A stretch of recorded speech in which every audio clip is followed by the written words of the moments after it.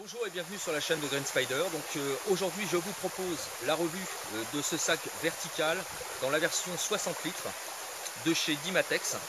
Dimatex est une société 100% française qui produit mais qui conçoit également la totalité de sa production sur le territoire français et qui est orientée sur deux axes principaux. Le premier, c'est tout ce qui est éléments, sac, système d'emport, etc. Qui est conçu pour le milieu professionnel et en particulier pour tout ce qui est système de sécurité et groupe d'intervention de secours, donc pour le SAMU, le SMUR, également les pompiers et la sécurité civile et pourquoi pas d'autres applications dans des milieux privés. Et puis le deuxième axe, c'est l'aspect et la production sur du matériel destiné à des militaires, à des unités militaires, dont fait issu partie ce modèle, en particulier donc le vertical. Alors c'est un sac très particulier au niveau des caractéristiques, mais également surtout au niveau de la technicité du produit.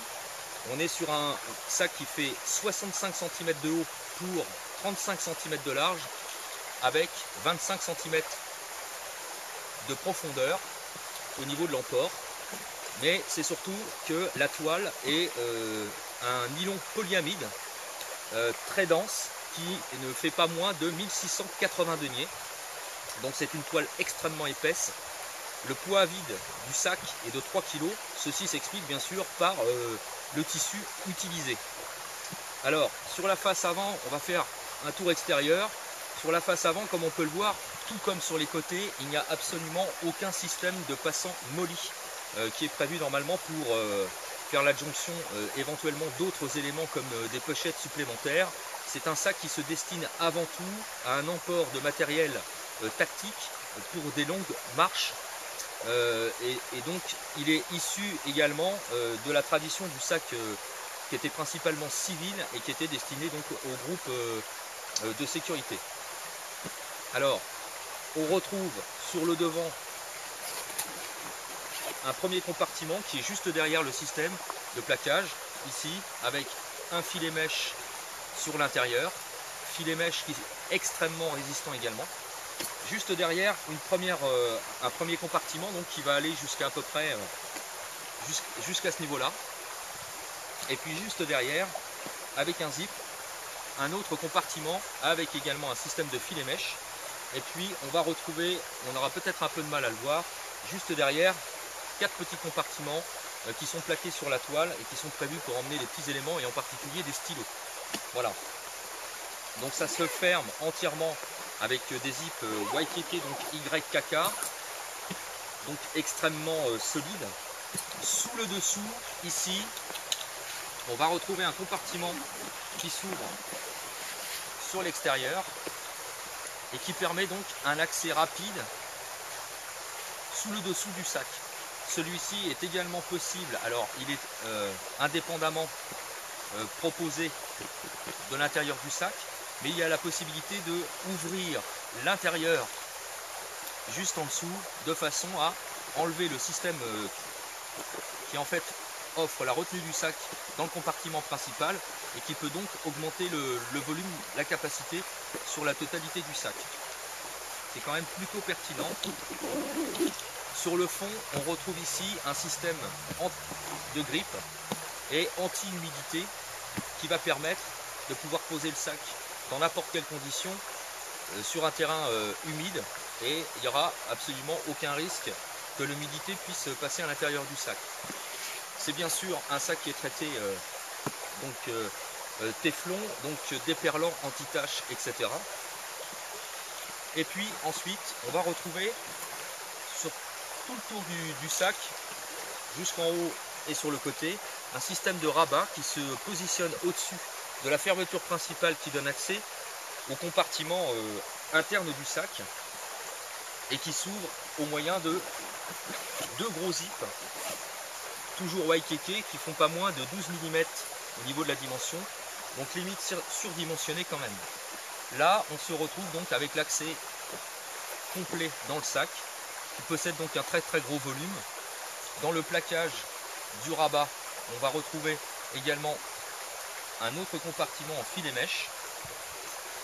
Donc l'intérieur du sac présente 3 systèmes de bandes velcro qui sont possibles d'être utilisés avec des éléments séparés et qui vont permettre de compartimenter le sac.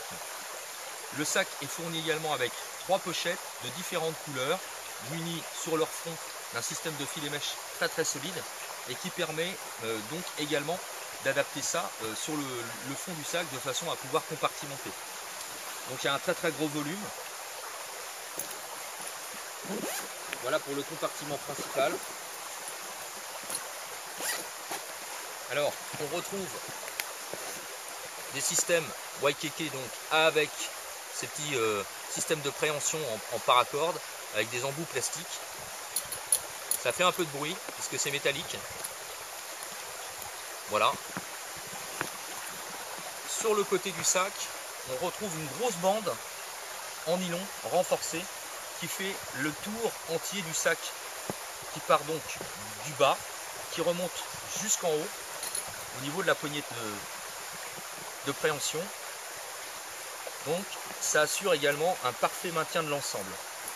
Sur les côtés, comme on peut le voir, en bas et en haut, c'est également le cas ici des deux côtés, on retrouve également des systèmes de sangles avec des boucles Fastex qui permettent de s'ouvrir. Alors comme vous pouvez le voir, j'ai mis de la chambre à air pour récupérer l'excédent de sangles, parce que personnellement je l'ai quand même déjà utilisé de nombreuses fois, parce que je ne supporte pas le principe même d'avoir des sangles qui se promènent. Alors ce système d'attache permet l'adjonction d'autres pochettes très hautes qui sont vendues séparément et qui sont proposées par Dimatex.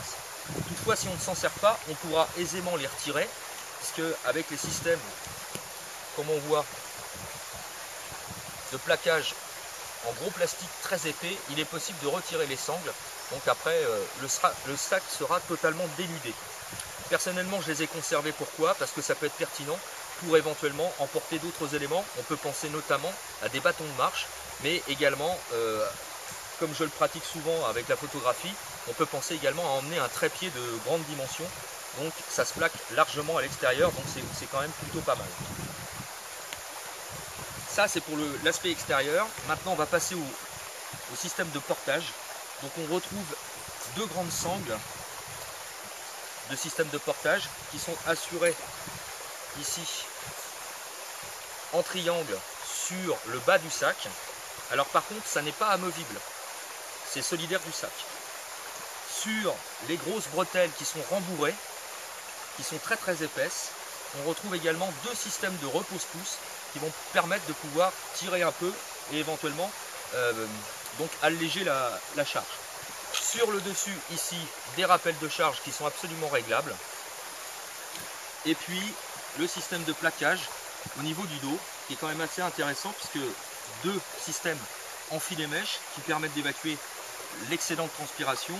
Également le gros système de rembourrage ici avec la sangle abdominale, également pourvu d'un système de filet mèche. Et puis au centre, ce principe même de cheminée qui permet d'évacuer la chaleur, l'excédent. Donc c'est plutôt assez confortable, j'aurai l'occasion d'en reparler d'ailleurs dans le Rotex. Alors la particularité aussi, c'est que ce système de sangle de portage est éventuellement amovible ici avec un système de velcro, mais on peut également lui donner un autre système de portage avec cette sangle que l'on voit ici, et on pourra descendre, donc adapter le système de portage en fonction de la morphologie. Et puis ici, un petit système qui permet de mettre éventuellement l'appartenance, une petite carte ou quelque chose comme ça pour l'appartenance du sac. Voilà. Le principe même de la sangle abdominale est également amovible au moyen d'un système de velcro qui accroche très dur. Donc sangle abdominale ici présente, large sangle qui fait 5 cm de large. Et puis les systèmes de chaque côté qui vont se plaquer sur les hanches, également très rembourrés. Par contre, absence totale de pochettes supplémentaires éventuellement pour pouvoir y mettre quelques éléments. Voilà. Le petit plus également sur ce principe de sac, on le retrouve ici sur le dessus, juste derrière la sangle de portage, de préhension, avec une ouverture de double zip YKK toujours, Et à l'intérieur, ce n'est pas une pochette qui est prévue pour mettre éventuellement quelque chose. On y retrouve un système de housse qui est traité également contre l'humidité et qui a deux actions. La première, on peut la superposer entièrement sur le sac. Donc le sac sera noir et ça offrira un gain supplémentaire pour la protection contre l'humidité, malgré que bien sûr la toile soit traitée déperlant. Et c'est surtout que, étant donné que c'est du matériel militaire, ça a été pensé également pour être mis dans l'autre sens sur la totalité du sac, comme ceci.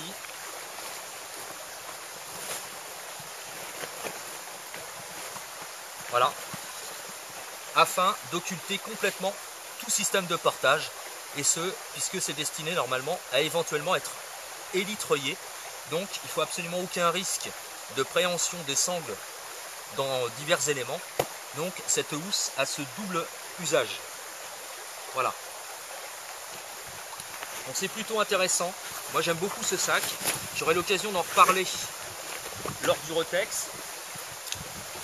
C'est quand même quelque chose de fiable. Alors évidemment, on peut se poser la question, 60 litres c'est beaucoup pour un système d'emport. Effectivement c'est quand même assez important. Maintenant, le gros plus quand même, c'est au niveau du confort de portage. C'est vraiment, j'aurai l'occasion d'en reparler, mais c'est vraiment un excellent compromis entre volume charge et confort. Voilà. Donc c'était pour vous présenter ce sac.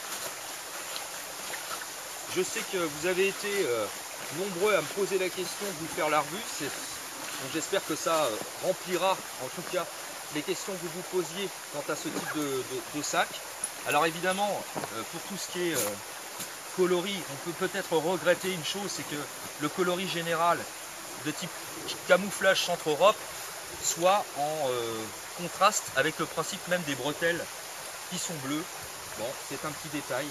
Ça pourra peut-être en rebuter quelques-uns. Maintenant, pour le principe même de portage au niveau capacité et volume d'emport, c'est quand même plutôt bien foutu. Toutefois, si vous voulez continuer à explorer un petit peu la gamme, bien sûr de chez Dimatex, comme toujours en bas, en dessous de la vidéo, dans les commentaires, je vous laisse la totalité des liens du site Dimatex, mais également des nomenclatures des différents produits, de façon à ce que vous puissiez aller voir un petit peu la gamme qui est proposée, que ce soit dans le milieu militaire d'ailleurs ou dans le milieu civil, dans le principe même de la protection et des interventions de secours. Et puis je voulais vous rappeler également que la chaîne Curad TV, donc Donovan, avait proposé également la présentation du fameux sac Talweg, qui était un sac principalement destiné à des forces militaires, mais qui a éventuellement ce petit inconvénient d'être un peu moins axé sur le portage. Donc je vous laisse le lien ici en accès direct pour que vous puissiez aller voir donc la vidéo de Curad TV concernant donc le fameux sac Talweg. Voilà, j'espère que cette vidéo vous aura plu. Comme toujours, si vous avez des questions ou des commentaires, c'est toujours en bas que ça se passe ou par message privé. Je vous souhaite une bonne fin de journée. À très bientôt pour le Rotex sur ce sac. D'ici là, portez-vous bien. Et bien sûr, Carpe Diem. Salut!